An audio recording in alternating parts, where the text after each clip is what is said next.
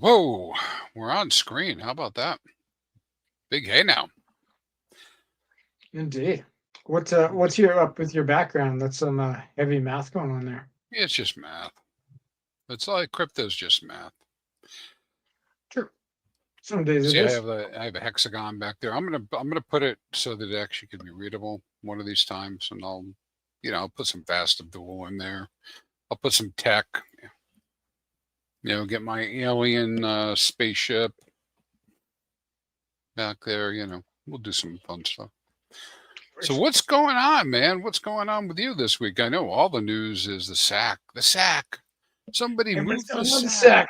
Sack got rugged. Richard ran away with the money. Who moved We're my gonna pump to the cheese, man? moon. Some people have read the book. Who moved my cheese? Who moved Indeed. my sack, man? Where'd it go? I think it accomplished the goal of making news, which is probably part of the reason that happened, right? Like we saw outside influencers writing about it. There's definitely, some interest there in what was happening.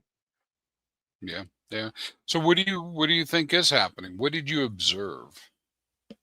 I didn't drill down on the blockchain, so I don't know the exact details of what happened firsthand. But like in the past, we've observed, things move from the sack bag, they go into tornado cash, and then who knows what will happen to them? Maybe they'll pump pulse chain to the moon. Maybe they're buying a giant yacht somewhere. I think the former is more likely than the latter. I think those funds may find their way to pulse chain at some point. And we were supposed to, like, specifically meant to see them moving, right? Like we might not be meant to see where the ended up, but like it wasn't done in a secret way. It wasn't done one ETH at a time. It was done like very very quickly all at once, mostly in just one day, and we're supposed to notice. Yeah, 100%. Yep, yep.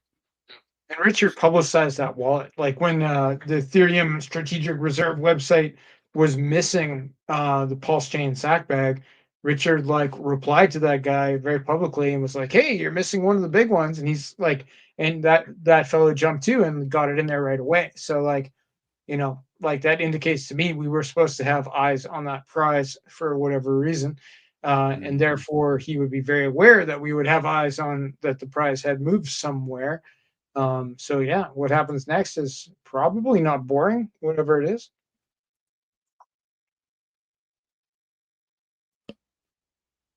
What do you think? Where's it going? What's going to happen? Well, I don't know what's going to happen, but I do know that there was definitely some fear on the ETH side. There are some people freaking out um, Yeah, over the that's idea reasonable. that perhaps this was all going to be dumped on the market and kill ETH, which is possible, right? I mean, I wouldn't, Totally. I mean, I'm not giving it a high chance. I'm just saying that it is possible all of it gets converted to something. It is enough money to make the ETH top for this year. So if Richard decides the ETH top is $5,201, then that could be the top. That's Yeah, totally it could possible. be. Yeah, because it would be months if ever in this current cycle for it to come back.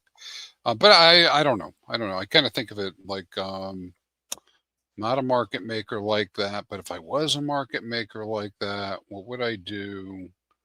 And I'd probably be thinking about how do I take more of the tokens from Pulse Chain core tokens off the market. Might be Yep. thinking about that. Don't know because I don't know the numbers that he's gone after, but I might be trying to do that. And then I might be trying to incentivize the cycle, right, through buybacks. Um, Stock so that buybacks would, yeah, commonly done yeah, in the regular world, right? But yeah. like you wouldn't want to pay like 20% slippage on that ETH. Like, you'd probably try to find a Mm, way not to do that. yeah. So there's some of that, and yeah, there's even the potential idea. I don't know that this is a great idea or it would even work, but the idea that you would be pumping at least in part pulse chain from afar, So right? I mean, how would one do that? How do you pump pulse well, chain without doing it on pulse chain? conceptually, Yeah, I think you're still affected by inefficiencies, but I haven't eyeballed the pools myself, but I mean, potentially somebody could pump Pulse on Ethereum. It would be counter to the some of the ideas that I've heard in the past from Richard, but nevertheless, from what he's typed into the computer and what I've seen, nevertheless, I suppose there's a case for somebody really pumping Pulse chain on Ethereum. Yeah. And that It would, made fairly instantly, subject to, the bridges and cross-chain swaps that we have available. But yeah, there's an inefficiency in that, like bots and like, pros that can do it quickly would, would make out like bandits if that was the play. yeah, yeah. Yeah, I mean that could be one of the possibilities, right? And there are definitely some inefficiencies, but it would be kind of interesting because it would remove, at least for this portion. Again, this is just an idea. It's not like I know this, but um, it might be simpler to do that in a more private way, assuming there's not some private bridge already set up, which could also be the case. But we can talk about that next. But Yeah. That because has to be funded on both sides. That yeah, it because the wouldn't be pool that private. because the pools on the Ethereum side could really pump high, right? Yeah, people say, Yeah. well, nobody would do anything. Well, I don't know, dude. I suppose that if the price differential was enough, people would arb it, right? I mean, of course they would. So they take Like if it was even a couple bucks difference, like guys will do an arb for a couple bucks. Of course, you have to go across that bridge, so it's like it's yeah. riskier unless you have a serious amount of money to look at. Yeah, it's super inefficient. So I probably think this is like a less than 1% chance, right, that anybody would do anything like that. But it's probably more likely if anything's going to come in to the chain, it's going to come across a bridge. Yeah. So yeah, let's talk about the private bridge idea. What would somebody need for a private bridge? You started hitting on it, but go ahead and give me Yeah. the lowdown. Well, the main thing that I would look for a private bridge would be to start with one wallet, like just on the simplest level, to start with one wallet and end up in a different wallet, right? Like without people being able to see the first transaction. So if you had like a bridge that only bridged once every 24 hours, all at the same time, and you like everybody could put funds in for 24 hours, and then 24 hours later they would all get moved over to different wallets than what was put in. That's like the essence of how Tornado Cash works, right? Doesn't sound that complicated though. But like, I think the main thing is just not moving millions of dollars. Like, if you're moving $1,000, like in crypto, nobody cares. It's the wallets moving $10 million that people are watching. So, I think Yeah, privacy could happen on Ethereum by just putting like the same money through Tornado Cash 2 or 3 times. Like 10 million goes in, then it comes out, and then 100,000 goes in a whole bunch of times, and then it comes out. The 10,000 goes in a whole bunch of times, then it comes out. And now, like, who's watching those $1,000 wallets? Like, I'm certainly not. yeah, yeah. Yeah, well, it's certainly. I mean, people can't track, of course, and attempt to draw conclusions across. But yeah, okay, pretty interesting though. Can you think of a better way to do like a privacy bridge where it was, more obfuscated than that?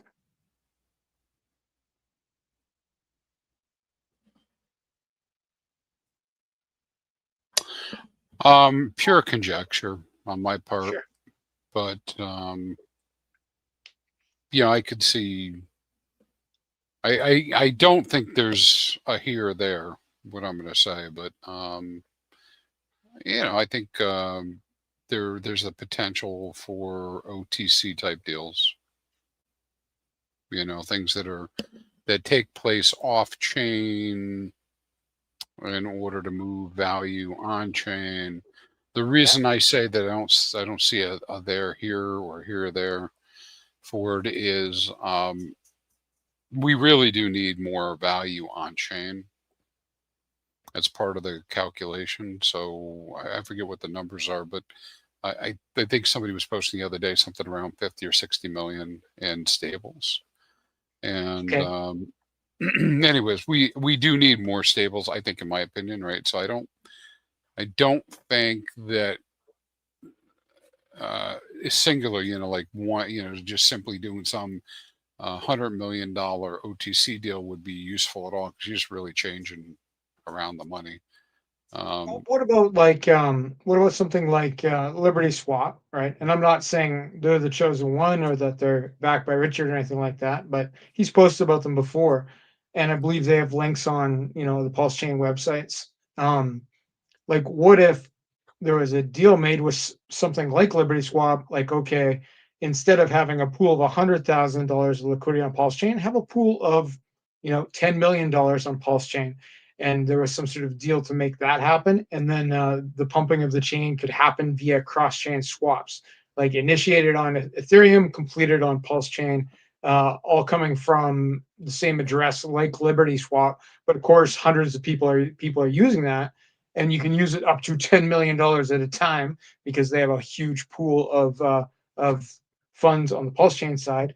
And it would be, and then you just have to have obfuscated the wallet that was making the transaction on Ethereum, which is much easier to do on Ethereum. There's multiple tools.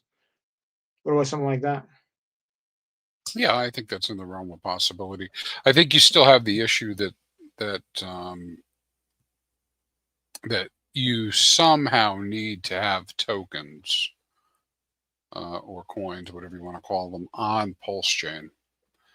And so without minting of new ones, now maybe Hyperlink or That's how something. Liberty Swap does it, though, right? Like they have a Mhm. pool of funds on PulseChain, and when you use you use them on base. So I want to take $1,000 on base and buy $1,000 worth of Pulse or whatever other tokens they offer. They're letting you use the $1,000 they have on PulseChain. Well, they receive your $1,000 from base. So it's not actually bridging it. It's just like they have a pool of money. They let you use the money, and then they must Mhm. have to refresh that pool of money. Is that like But that pool of money is bigger. what's the term in international finance? Is it in vitro account? Is that kind of what it is?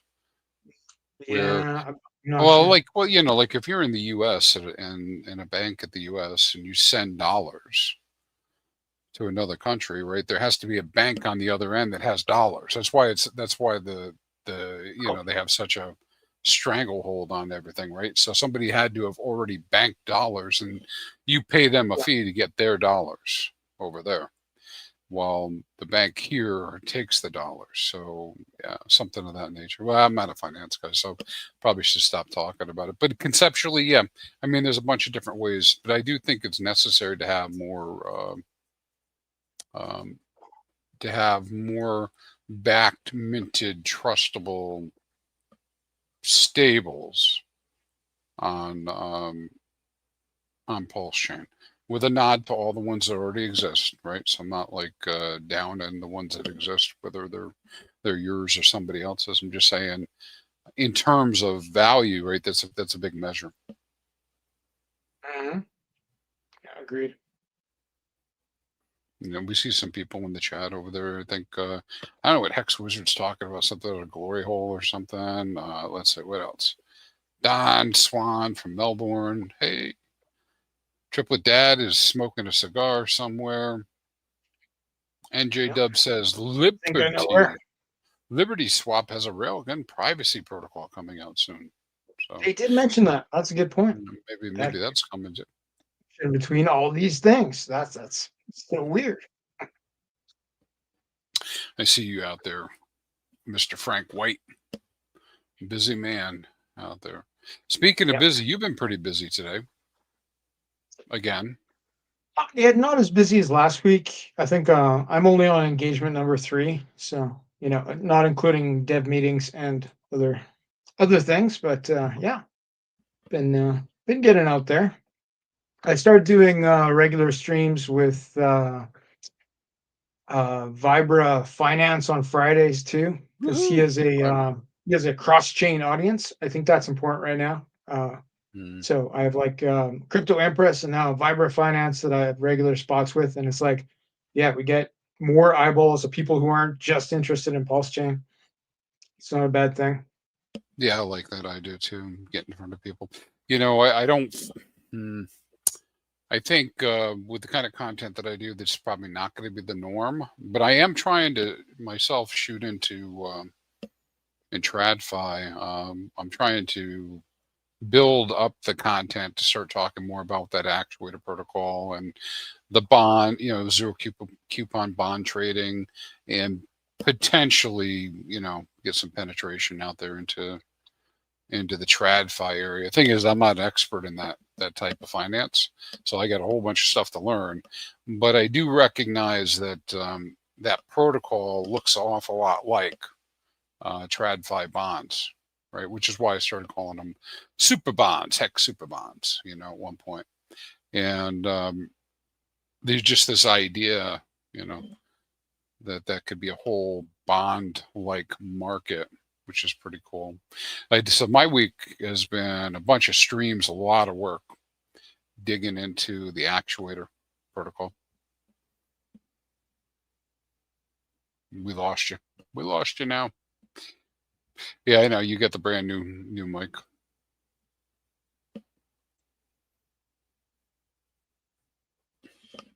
I'm Batman. You say something like that. But guys and ladies, listen, if you want, go take a look at some of the streams I have. I do think I screwed up the sound on a couple of them though, so I did a recap stream on the actuator protocol. Testing. Gotcha. Back. I am Batman. You are Batman. I would like to be Batman. Like if you know, if Hex goes to $5, like I could totally be Batman. It'd be awesome. I totally could do that too. Yeah. Actually, that's one of my dreams when I'm old is to have an iron up canes, you know, like you could really mess somebody up with a cane if you trained with it. Like it's got a hook, you can do all this stuff.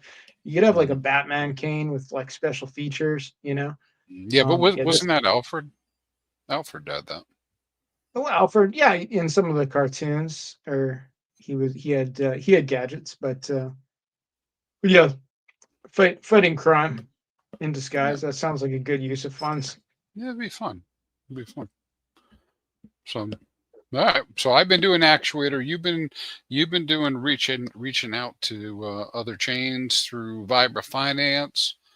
You got the SAC going, the SAC movement going on. Man, what do you think the likely? You know, a lot of people talk about like, oh, the entire SAC's going to come in.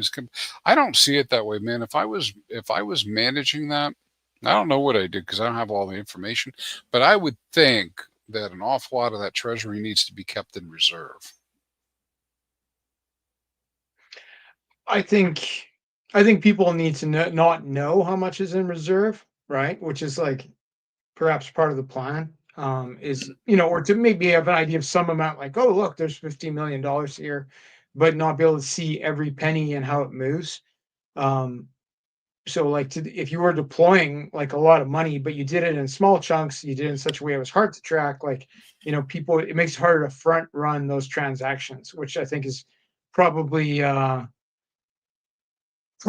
way to go. But I also think that you'd want to create a FOMO, partly with the marketing, but partly by punishing sellers, right? So anybody who sells should feel like, oh no, it's still going up, I need to get back in, right? And like some of those people might end up, you know, being losers in the end when like it's like, oh, it went up 50%, so I sold, but then it went up 100%, so I bought back in, right? Like just all the basic human emotions that I'm sure Richard understands very well.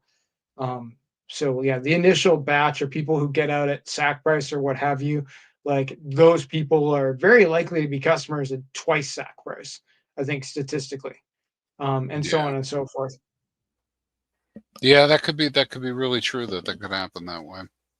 I know there was somebody was mentioning something to me today about some people having like a negative feeling or connotation that the OA is going to pump the chain. And I guess I understand that a little bit because I think part of that reaction is that we haven't quite seen adoption or retail adoption or a lot of new money coming into PulseChain yet, right? From new sources. And so some people may look at it like, oh yeah, of course, he's the only one who's interested. So this isn't quote unquote real. I mean, what do you think about that? Well, I think you're supposed to be wondering right now, right? Like it's not supposed to be 100% clear what's going to happen, what's real, what's not real. But like, that the believers are the ones who would likely win. I think those would be the ones that Richard would want to win. Yeah, yeah, yeah. Well, So I think, otherwise, there'd just be like a flow chart laid out of like, yeah, insert money here, pull out money here. yeah, Like it doesn't, it no longer becomes the game. It's a reference I've been seeing a lot lately. Like you can't 100% know what's going on. At a certain point, you have to make a leap of faith. yeah, and I think there's an element of market making that needs to be done too, and Yep. a lot of people react negatively to it. The idea of market making. I have no idea, by the way, what Richard's plans are, what the OA's plans are. I mean, but I'm just kind of like guessing that, if I was looking at any other blockchain out there, I see the market making, and there's some different strategies, right? Mhm. Like, buy continuously. Like when we look at things like BNB, etc. So there is an element of market making. Um, you can go look this up, guys, right? Like I'm not making this up. You can go look on the internet and they'll tell you about this. So this isn't me sharing like top secret information, but the objective is to sell as much from a market maker's perspective is to sell as much of their tokens for value at the top as possible. Sounds familiar, doesn't it? And to buy as much of it back as cheap as possible on downturns. Right. So it's the normal sell high, buy low. But their aim typically isn't necessarily personal gain, right? It's more about supporting that ecosystem and they're performing the function, right? Because if they're selling the top, somebody's on the other side of that trade and they're buying it. Yeah, And good that's where the point. Well, I think transfer. like also just like the visibleness that's created by many transactions versus like less transactions is one of the metrics you see right on Deck Screener, right? Like it shows on any given chart, it shows transaction count. So like clearly that's one of the things like or like oh look Pulse like the transaction count on Pulse is like 5 million in a 24-hour period. Like that's going to bring eyeballs. That's going to bring other money. So and like that's the kind of thing you'd want a bot to Yep. do, which Yep. is how most market makers do that kind of stuff.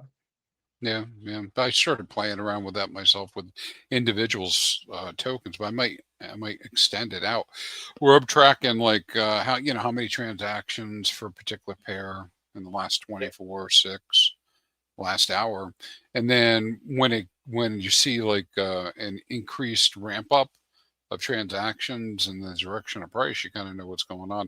I probably could apply that to the entire ecosystem to be able to say, hey, we're heating up. Right now, how I do it is just visually, like I just go look and I'm like, oh, look, um, volume's twice as much as it was yesterday. And so now so normally I'm expecting volume to be like 12 million in the track pairs that I have.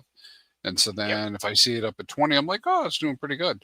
And then I look at it and say, well, it's 30, 40, what's going on? It goes up to 50. It's like, are the Atropa guys doing something? Who's pushing buttons? What's happening where the bots are running, and I'll gauge it that way. But, Like look I'm at not like using Solana, timestamps. like huge transactions on meme coins. Meme coin guys look for that. So like on Pulse Chain, if I Mhm. press the charts and I just look at just Pulse Chain in general, what's the highest transaction count? It's 23,000 on Mhm. some random thing I've never heard of. I won't mention what it is. Yeah. But if I go to Solana, it's 23,000 is a low number. They're talking like 150, 160. They're multiple 100,000 plus Mhm. on the first page on Deck Screener. And if I drilled down, I could find many more. Yeah, So I'm gonna go out. I'm gonna go out on a limb and say pretty much anytime you see a surge, it probably is not organic. There's an yeah, organic component to it, which is what you're getting at. Is like, because what am I interested in? Because like we have these tokens we follow, right? We look at them. You how excited are you about zero volume? Not much, right? But when true. you Though, like utility tokens is different. Like yeah, sometimes it's yeah, like, oh, yeah. nobody's buying or Yeah, selling but I'm this. It's like thinking like everybody's like freaking our like stake. our Like, pump tires. But how about our yeah, pump tire stuff, right? I mean, you pump go look at tires is one of different. those, it's like 0.0. You're not like super excited, right? And so maybe there's some organic buys during the day, and somebody's buying some stuff, selling some stuff. But I think when you see that surge of transactions, a couple things could be happening, right? One, they could be botted up, right? Maybe somebody's doing something specifically to with the token, right? Whether they're buying it or whatever, you have to observe price. The other thing, though, is if we are seeing pumpage on something like Pulse, you know, it does filter out to all the other pairs, right? Because the main pair is Pulse with every other token. And so that's where I think I'd be looking at those two areas, see if somebody's doing something specific. Like for example, a whale buy will also sometimes create this kind of thing, or a series of whale buys. Where whales are coming into a token and they're buying and buying and buying. Then all of a sudden you're seeing like a transaction every second. You know, sometimes more than one transaction every second.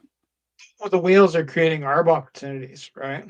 And like you're And they're seeing doing that bots come too. in behind the whales and buy and sell and buy and sell because that guy just slipped the chart 12%, right? And it's like, chaos ensues in 27 other LP pairs that nobody's looking at. And it like back and forth, which is, a part of how volume's created, of course. Mhm. That's true. True. All right, we went pretty deep into this rabbit hole, Corey and investor. I see you out there. Was that Um, all based on a question? Did we just no, wander into that? just saying we're going down the rabbit hole. Yeah, well, you Okay. just talk. I'm just talking about things I'm interested in right at the moment. Of Okay. course. Okay. If you Good. guys have questions, throw them in the chat. What do you how did Tam's presentation go? I was excited to see Kim on there again, Yeah. and I didn't get a chance to really talk to her directly, but I thought it was excited to see her there. I she's she's done well. Like I think she's she has really potential to be somebody that people look to in the space because like she's a smart lady and she asks questions that I think other people will ask. They may not phrase it as well as her, or they may not be as patient with us as she is, but it's a great place to start. So like yeah, she's easy to listen to, and she asks good questions that I think will apply to a lot of other people that may not think to ask them. So I think she could be a good template for changing how we present Hex, Pulse Chain, all the assets to You're different. referring to Kim. Yeah, Yeah, Kim. Yeah, yeah, like Kim. to Yeah, different groups, right? Tam's great too. Obviously, she's doing outreach to new people. That's the main purpose of our space. Of course, we yeah, get off track sometimes and go too deep. That's what this show is for. yeah. Well, crypto does that, anyways, man. We start talking about anything. Next thing you know, you're talking about 10 other things down the road. Well, good. It sounded like things were going pretty good today. I like the questions that were coming up because I was listening for a few minutes before you called me to the stage. But yeah, I because I like that whole tradfi type of a possibility. I realized it was too much detail for that, for like newbies, but Some just days, kind I of that think she's blocks. trying to push it more towards that lower level for new people. She has specific people she's inviting on. Like she works with dentists and doctors and stuff, and she's invited them to come. So she wants them to be able to, actually understand and feel like they could ask a question without looking like an idiot. Now, I only got a chance to listen to about 45 minutes today while I Mm. was there, but I was enthused by the fact that it didn't sound like we were a bunch of clowns. You know, I was, That's true. I liked that it seemed at least somewhat professional. and it wasn't just a bunch of clowns, right? So I like that a lot. So the clown streams are fine in spaces. You can have clown spaces, but I like that this was not a clown space. Yep.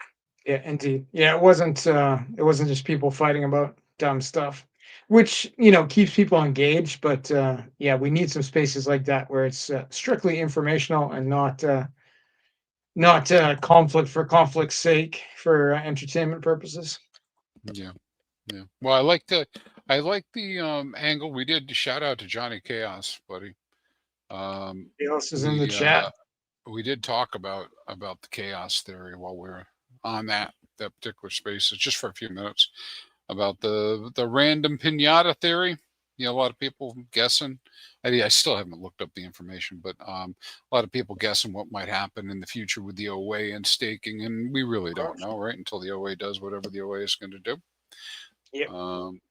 But the idea that possibly APR goes up over time due to there being less T-shares, I think that's pretty much a given. It's be really hard to have a lower APR. I don't know how we would accomplish a lower APR at this point. Not that much hex to stake to make it lower. You'd have to really raise the price a lot in order to do it. Yeah. Well, even then, I don't even know.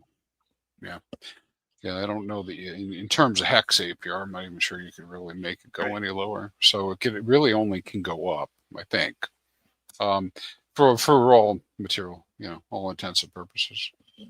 Intensive, I guess, whatever. For all intents and purposes. I see Yellowtail out here. It's pretty funny. Yeah. We do have that. So he's saying, hey, if you guys take trig or calc, take the fast course in the summer, professor knows there's not enough time to learn the formulas. So they give you the formulas during the test. True. I've seen that before. Pass it on to my children. And we try to do that with HEX. Sorry. We'll give you the formulas. I meant to turn off my mic. I turned off my camera and still coughed. But we try to do that with the old HEX, but it always invariably ends up being more information, right? Needed. More input rabbit needed. hole that go down, right? Like men in particular, we like this kind of thing. Like you have like a flow chart and it can keep going, and there's all these options. Like it's like a treasure map, right? So it, we get drawn in. I see Susie's telling us in the chat here that she's coming back from Cancun, birthday trip. Travel safe. Travel safe. And Yellowtail saying he loves you. Well, he loves us, but he's holding. He's holding. Yeah, I'm holding too. I am holding too. Not now's not the time to get nuts. That's for sure. Though that being said, looking at the overall cycle, I've been hedging my bet, right? Bets saying, hey, I don't know what's going to happen. We could be a 4-year cycle, ish, and been kind of following along with what Axis has been saying. Axis Live for a long time. Like it was one of the first ones really in my area really talk about the extended cycle. And so here we are. We're pretty much into October, and it wasn't much of an up October. And so it's feeling like this is going to be the longer extended cycle. What do you think about that? Well, I think we're not like November, December, January, like the top could happen in that range. And that's not, I wouldn't really call that an extended cycle, right? Like if we get into like, March, April, May, like, yeah, I'd start to feel like this time is different. But like if the Bitcoin top is between now and January, like, this time is same-ish is what would resonate in my head at very least. Yeah. I just think everybody, do your own planning, but think about, what you would do if you saw some sort of a like major run up towards the end of the year, and just have a plan. The reason I say that is because could be a fake out, could be It could be not a fake out, right? Which is worse. I don't know which is worse. No, I don't know which is worse, a fake out or a not fake out. Because you get wrecked either way if you're waiting for something different than what happened. But so we'll be watching all those numbers to see. But I just know that it's getting closer to the end of the year. I agree with you. Like a couple of the cycles we had, things wrapped up in January. And that was kind of it. It could be a month off or 2 months off, and it's still like unless we're talking next summer or what have you, like, is it really different, or did it just slide a little bit to the left or the right? I feel like that's the most likely, is that it's not different. Though it could be. I feel like everything will tighten up. Like we might have like shorter bear markets. What do you think of that? Yeah, well, it could happen too. And 6 month bear market, 3 month bear market, Yeah, I mean, yeah, it could be shorter, it could be elongated. Pip saying, hey, there could be something to May 12th and JPEL leaving, right? And things changing, so that could definitely be a thing too. I gotta say this though. Listen, I mean, this was. Let me ask you this question: you think Wall Street has made enough money yet? I I think don't they've mean made like a lot of I money, don't mean and ethically. I just mean like in this cycle. I don't feel bad for them. That's for No, no, sure. but they haven't made obscene amounts of money yet. So And so they're going to keep it going because they haven't hit their targets. That's what you're yeah, saying. so my point of view on it, I could be wrong about this, right? Right? They're just gonna, they're gonna keep the party going until they can take that money. Right? Seems Yeah, reasonable. yeah. NJ Dub, I know that was kind of like a trick question. They never make enough money. Yeah, I know. But they're gonna need to make their bonuses for the end of this year. That's one thing to keep in mind. You think if you don't think that's real, that's real, right? So they got to Yeah. make their bonuses. So, but here's the thing: market's been doing great outside of crypto, right? All time highs type stuff. Generally, look at So they'll gold. probably Gold's crazy. they'll probably be able to hit their targets, and then they get a second one mid year next year, right? In crypto, it'd be like a double. So Yeah. so I could see that lining up. I guess we'll wait and see how it goes. I'm pretty Um, optimistic overall. I think I'm more optimistic now than I was, this time last year. Anyway, yeah, really, I guess so. like we were just so like, and I think everybody in crypto is, but it's like we're kind of like browbeaten, right? Like there's been a lot of hard days, so it's like you tend to. I see that on the pulse chain now, like the giant SAC wallet moves, and like people are talking about it, but like they're not talking about it nearly as much as they would have been a year ago if the exact same thing had happened. I think a lot of people would have been shouting about it like constantly, right? And now it's been like a couple days, and we're kind of moving away from it. And it's like it's $650 million. Like, why aren't we talking about it all day long, every day? It's because Mm. like that exhaustion is set in, and a lot of the sellers are out. So I think it's actually bullish long-term price, that like people are exhausted. They're no longer hyper focused. The people who are left are no longer solely concerned with money, basically, right? So, but yeah, just my thoughts, not financial advice. Yeah, I kind of see it that way too. Like I'm not like I saw it moved, and I was like, yeah, okay. What do I think was going to happen? It's got to move sometime, right? So it wasn't like particularly like incensed about it. But I also my thinking, I'm not planning that all of it gets deployed. I mean, I love to see it all deployed. That'd be okay. Maybe it'd be okay. Mhm. But like I said Yeah, well, earlier, depending on the plan, maybe it's not a good idea.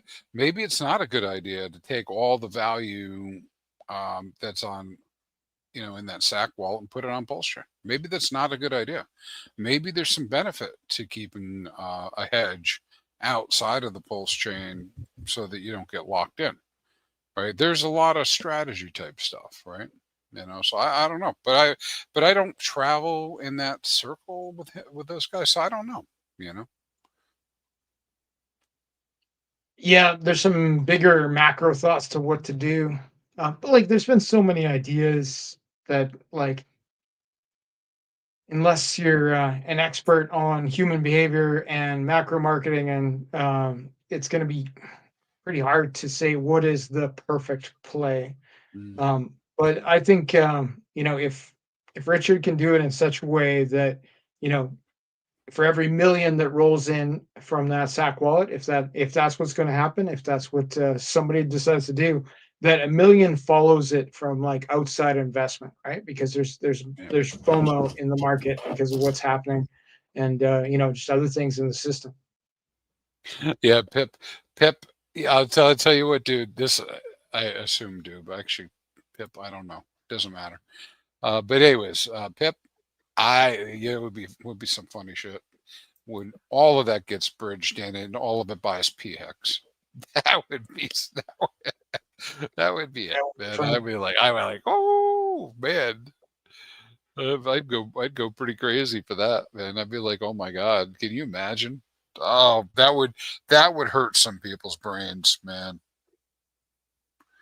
That would hurt some brains. Can you imagine scrambling the blockchain that way? I mean, Yep. Hex goes to $555. Even if that did happen though, because of the bond liquidity, like you'd see, like if Hex does a Oh yeah, it whatever would pump it 10,000 pump the X, like chain. everything goes up, right? Like the whole chain. It would pump the chain for sure. I mean, I'd be loving it. But I'm just Pulse is pointing the out it. most direct one. Like Yeah, I Pulse is the most connected, but still. yeah. I don't expect that to happen. I think there could be phases though, right? I mean, Okay. you know, Yeah. because you can see in the profile of the pumpage and what happens out there that let's see, ink and pulsex kind of sit on one side and pulse and hex sit on the other side, and they're correlated, sure, but they don't all move together, and you typically are seeing pulse and hex moving more in tandem. At least that's been my observation. So yeah, so you could but then you'd see rotation too, right? Never forget rotation. And I'm not a very good trader, and I don't advocate trading. I recognize that trading is part of life on blockchain, particularly our blockchain.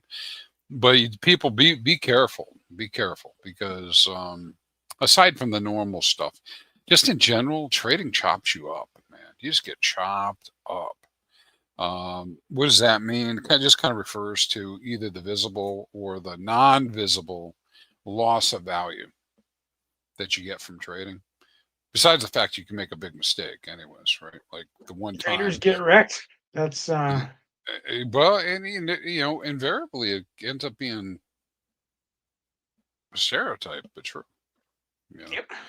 um, everything from I had to make this move so quickly that I did it at the wrong time, right? you know, falling knife scenario Well, there's to always something to blame it on that's not you, but like, yeah, yeah. traders get wrecked. That's it. Yeah, and hey guys, when things invariably at some point, who knows if it's going to happen because of the OA, but at some point when the transactions get nuts out there and you're doing stuff, always take your time. Stop, think, act, review. You don't want to be sending stuff to token contracts by accident. Oh yeah. You don't want to be selecting other tokens that look like your tokens and they're the wrong tokens. That's happened to some people before, meaning like there's some name that's real similar, numbers real similar. Just take your time, and there's nothing wrong with doing smallish amounts for testing in particular. I know everybody's always in a hurry when they're doing stuff, but take it easy, right? Double And check. like scammers will be out. Like if 650 odd $1 million float on the Pulse chain, there would be a proportionate increase in the number of scammers trying to steal your bags. If we'd Um, end up with we'd end up with 650 more scammers. 650 million more scammers. Yeah. Would like just, so it'd be like watch the DMs. All DMs are scams. Stay away from private messages. be careful of every single link you click, because like people will know, like, oh, you're on PulseChain, you must have money. And Yeah. like the scammers will, who are working somewhere else right now, maybe they're over on base, like they will come over to PulseChain pretty quick. Oh yeah. Oh yeah. They're part of the game. They're part of the game. And some people were talking about HEX. I just threw out the hex.com on the banner so you can see the banner. Round out your HEX strategy. Go look at hex.com. You go do some more research on it. It's always good to do that. I am very much NJ Dub. I'm still stuck on the idea that HEX is the best. That's one of my beliefs. So I'm definitely there. Oh, Fair all enough. right, bud. What else? You guys got questions? Drop them in the chat. Otherwise, we'll wrap up here in a couple minutes. You got anything observation-wise you want to bring up? Observation? Anything new? I don't know. I'm still keying off of like that big day where Richard did all the live AMA. To me, when I observed that he's responding to people live, which he has not done for years, like directly to the audience. I see no difference between that and him responding live on a stream. So I think that could be a tip off that maybe we will see Richard streaming soon. He said he wanted to have, on that day, he said he should have more subscribers. He didn't feel like a baller streaming with 150,000 subscribers. But I think it's, the chicken or the egg kind of thing. He will probably get to 1 million subscribers if he starts doing streams like the old times, and we can help him do that. But yeah, what do you think? Like, isn't it just pretty much the same thing? If he's responding to people in a chat, like why not just turn on the camera, boss?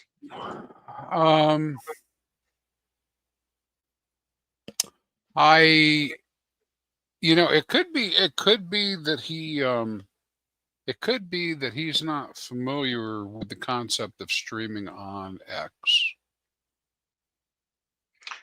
Okay. Yeah, well, Because we can mention that to him. Yeah, because it's like, because take a step back from what he was saying. Yeah. Like, all right, if you are time limited, I agree with you. We kind of covered this last week, right? I agree with you that virtually he was doing the same thing he would normally do, right? Because when we saw him on streams in the past, he'd be on YouTube. YouTube's a pain in the ass getting it up there, getting banned. I mean, there's all this stuff with YouTube. Yeah.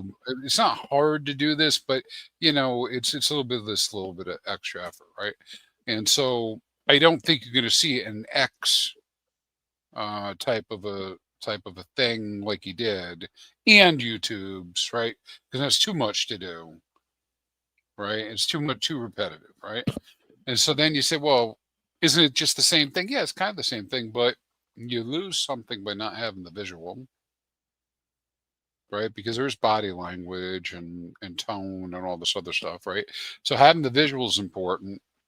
And so just a moment ago, that popped in my head. Maybe he never really considered the fact that he could just stream it to X, put it right on Twitter and do it there. Now, why do that? Well, he has a hell of a lot more reach on X. Yeah.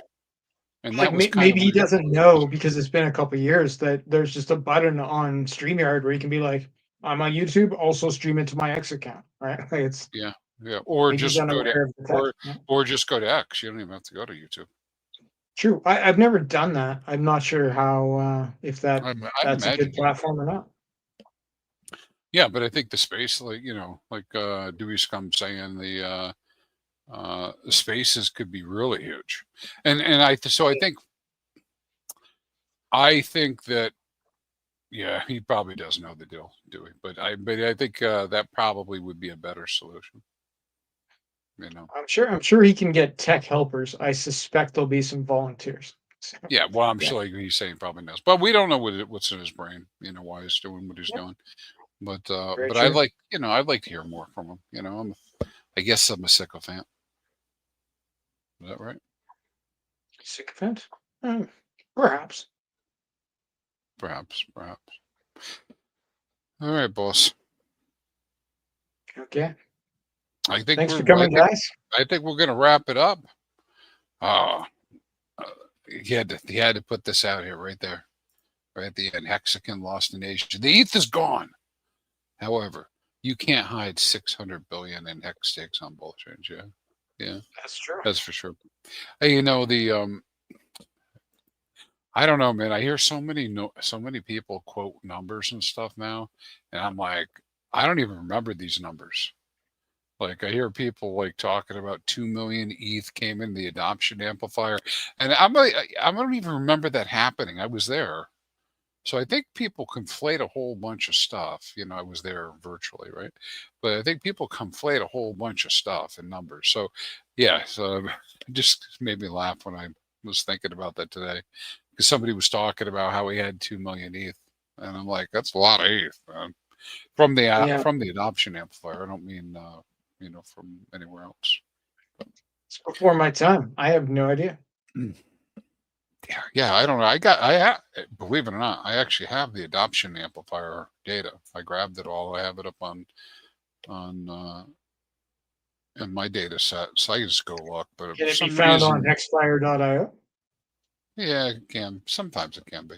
I but I have it, and I should actually go check. But I didn't think it because you had the recirc of the ETH, right? That went through. So I don't ever remember it being 20 million or 2 million even or anything like that. So I think I checked.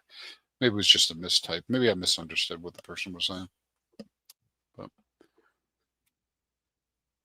boom. And then Dewey's saying, unless he wants to be in the limelight and showing off, spaces would be chill.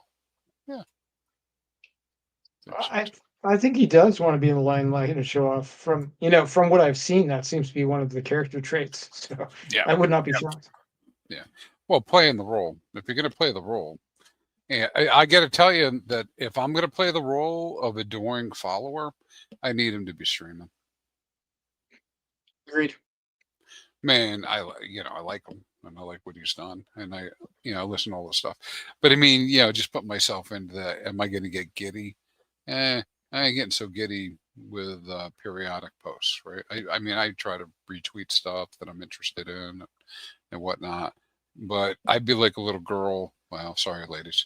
I'll be like a little something excited little child running to my phone or computer if you stream.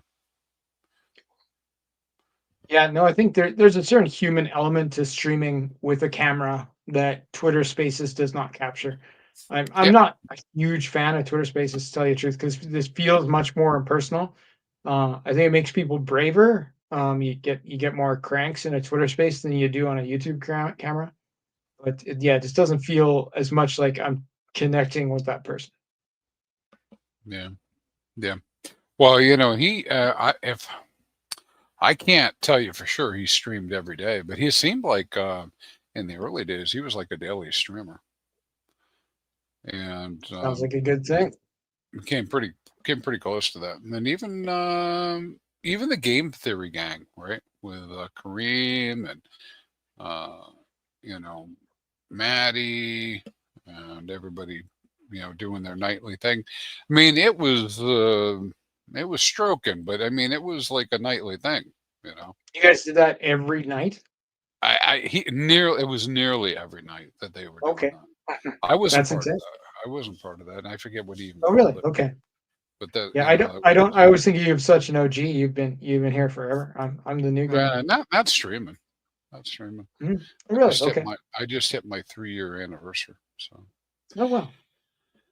yeah, I'm 3 years old now. My channel. Woo.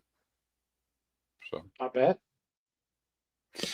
all right, my friend. Well, everybody, you guys stay crispy out there. You can find me at HexFire.io, and you can find Mr. Fast Abdul at Fast Abdul.